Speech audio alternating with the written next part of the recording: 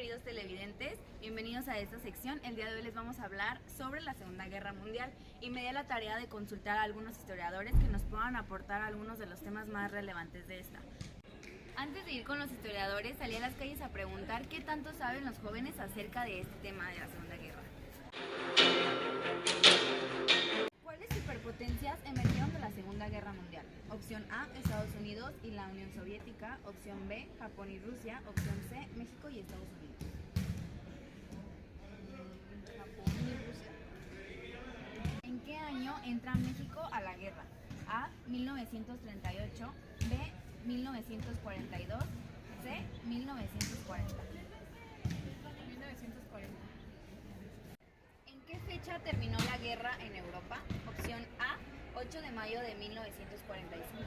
Opción B, 9 de mayo de 1945. Opción C, 8 de mayo de 1944. ¿La A?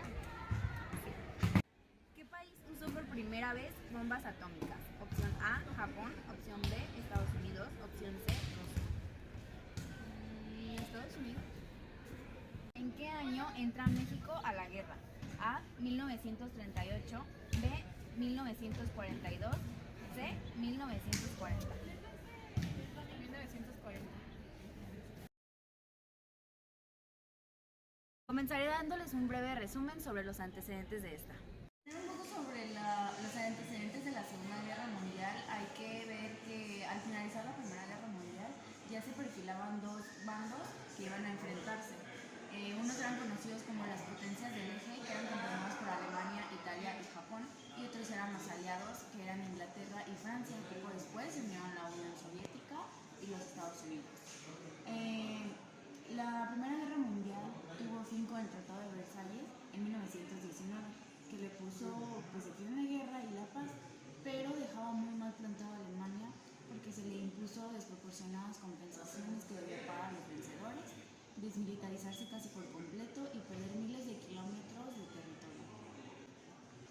Bueno, pasados los años, Europa parecía vivir una época de crecimiento, pero en 1929 nació una severa crisis económica que permitió que el nacionalismo tomara poder, y Hitler tomó ese clima para aprovecharse y convertirse en canciller en 1933. En 1938 Hitler ya ponía en marcha su política de expansión territorial, incorporando a Austria entre sus dominios.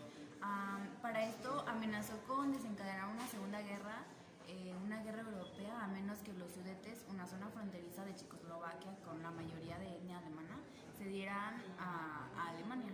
Para resolver el asunto se sentaron a hablar alemanes, franceses, ingleses e italianos, y el primer ministro británico y el primer ministro francés, en un acto de evitar o retrasar la guerra ya que no les convenía por la economía de sus países, cedieron.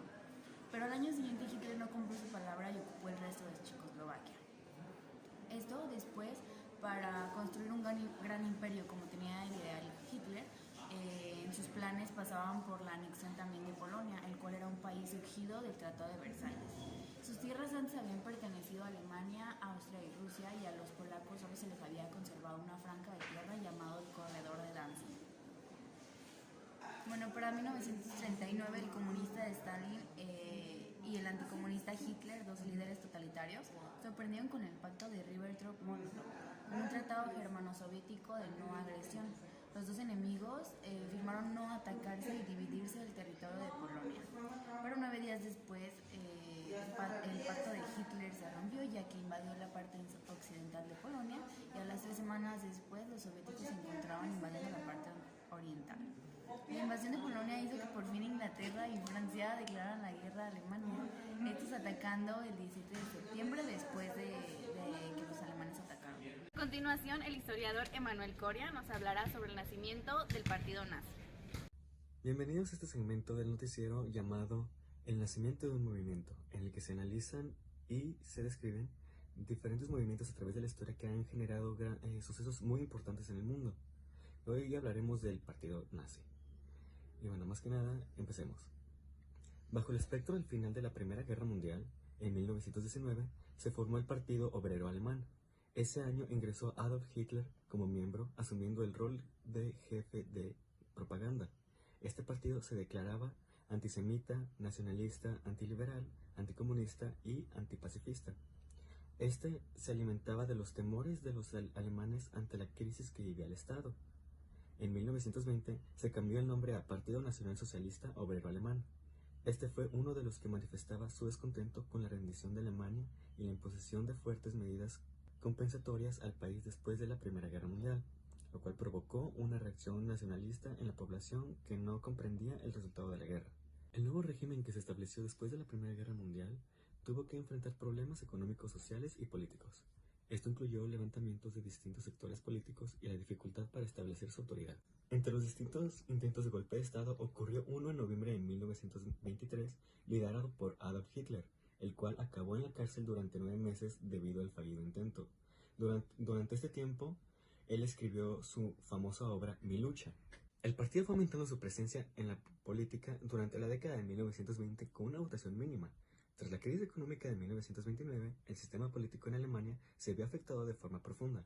Tanto el partido nazi como el partido comunista pasaron a tener cerca del 20% en el parlamento alemán. En 1932, el partido nazi con un 30% tuvo la mayor representación en el parlamento alemán. Tras los resultados en 1932 y junto con una alianza con el Centro Católico y los nacionalistas, Hitler fue nombrado como canciller por el presidente Hindenburg. Estando ya en la posición de poder, destruyó el régimen constitucional e instauró una dictadura de partido único con él como máximo referente. Daba así comienzo al régimen totalitario nacionalista exacerbado y con la exaltación de la superioridad racial. Una vez como canciller, Hitler logró concentrar todo el poder y convertirse en el Führer alemán tras la muerte de Hindenburg. Así comenzó la destrucción de la democracia alemana. En julio de 1933, todos los partidos, excepto el partido nazi, son prohibidos y se impidió la formación de nuevos partidos políticos, dejando a los nazis como la única organización política. Hitler comenzó a entablar lazos fuertes con otros dictadores europeos, como Mussolini o Franco, y mandando tropas a las contiendas de estos en sus países, la antesala y un terreno de prácticas ideal para la Segunda Guerra Mundial. Ahora Alondra Ávila, historiadora y profesional en el tema, nos hablará sobre el fin de la guerra. El final de la Segunda Guerra Mundial comenzó a observarse desde el verano de 1944, cuando las potencias aliadas tenían una posición más fuerte en la contienda que las agrupadas en el eje. Esta situación era evidente por todos los frentes posibles del enfrentamiento. Por tierra destacaba el avance hacia Berlín de las tropas de la Unión Soviética, así como la trayectoria que desde el este y hacia el frente occidental hacían Reino Unido y Estados Unidos. A pesar de su situación, las potencias que integraban el eje no se rindieron tan fácil. Comenzaron entonces a optar por batallas de desgaste, así como por los feroces encuentros de resistencia. La guerra terminó con una victoria total de los aliados sobre el eje y la rendición de Alemania el 8 de mayo de 1945, y la liberación de los prisioneros en campos de exterminio.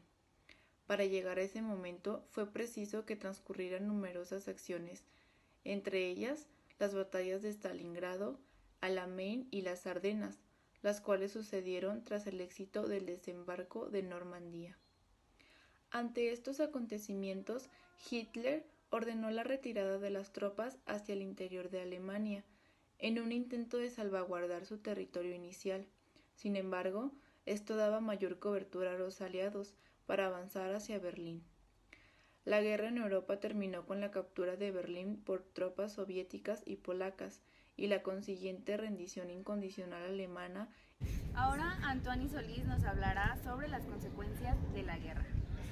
La Segunda Guerra Mundial dejó grandes consecuencias históricas, tales como que en Alemania hubo deportaciones masivas a campos de concentración y trabajos forzados que en realidad solo eran campos de exterminio, mientras que al mismo tiempo Estados Unidos implementó el uso de internados donde solo llevaban a personas de descendencia japonesa. En países como China, Rusia y Alemania hubo masacres masivas que hicieron disminuir su población considerablemente. Médicos nazis y japoneses realizaron experimentos mortales en muchos prisioneros. Por primera vez usaron bombas atómicas, en específico 2, que fueron dirigidas por Estados Unidos. Debido a los cambios territoriales, millones de personas fueron desplazadas de su lugar de origen y perdieron su identidad. Se contribuyó a que emergieran dos superpotencias que buscaban repartirse el mundo, que eran Estados Unidos y la URSS. Y para Estados Unidos, las pérdidas de vidas fueron muy inferiores en comparación con sus aliados y su territorio no se vio afectado. Brevemente, Dulce Ramos nos hablará sobre la participación de México en la Segunda Guerra. Buenos días y bienvenidos a nuestros televidentes a mi sección que me gusta llamarla México declarándole la guerra a los nazis. En esta sección vamos a hablar de México y su papel en la Segunda Guerra Mundial, qué era de México en esos tiempos y cómo es que resulta ser un país vencedor en esta guerra. Bueno, principalmente cabe resaltar, como ya mencioné, México fue uno de los países vencedores de la Segunda Guerra Mundial. En estos tiempos, México mandaba a muchos mexicanos a trabajar a Estados Unidos, principalmente a fábricas de armas, y también exportaba materias primas a países aliados. También México mandó pues a muchos mexicanos a la guerra y hubo un grupo que es como de los más conocidos llamado como Escuadrón 201, que este era un grupo formado por 300 mexicanos que apoyó en las misiones del Pacífico. Existe otro grupo que también es de los más conocidos, que era un ejército de charros. Este ejército se formó por 150,000 charros mexicanos, que se preparaban semanalmente por si llegaban a atacar territorio nacional, y estos se nombraban como la Legión de Guerrilleros Mexicanos. En 1938, y bajo el cargo de Lázaro Cárdenas, México protesta en la Sociedad de Naciones por la invasión de la Alemania nazi a Austria. Con dicha invasión, México fue de los países que alzó la voz, mientras que países como Inglaterra, Francia y Estados Unidos no lo hicieron. Por ello, Austria edifica una plaza en honor a México llamada la México-Platz. Al romper relaciones México con España franquista, dicha así por el dictador Franco Francisco, que nunca estuvo de acuerdo en México, México retira su embajada del territorio español.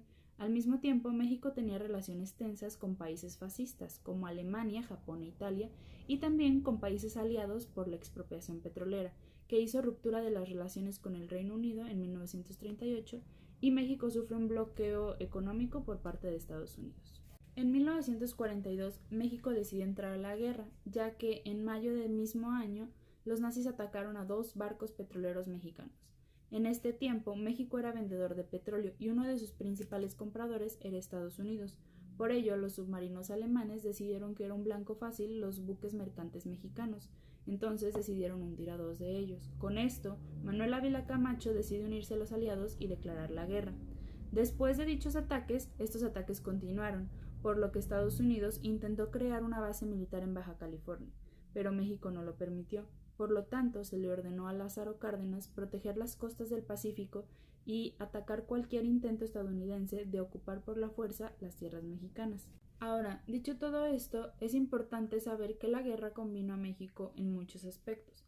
El principal es que convirtió a Estados Unidos, su principal enemigo, en uno de sus principales socios económicos, pero México se vuelve dependiente de dicho país por ser este su principal cliente comercial. Esto es que todo o casi todo lo que producimos aquí en México nos lo compra Estados Unidos, entonces pues dependemos un poco de sus compras. También México se convierte en socio fundador de las Naciones Unidas. México consigue que la España franquista no fuera reconocida ante la ONU por formarse a partir de ayuda militar nazi, y México crece en muchos sentidos. Ahora, para concluir, es lamentable saber que muchos mexicanos no conocen esta historia o no saben del papel que México jugó en la Segunda Guerra Mundial, mientras que de manera mundial México es reconocido con mucho respeto y amor por el apoyo que también brindó a ciertos países en dicha guerra.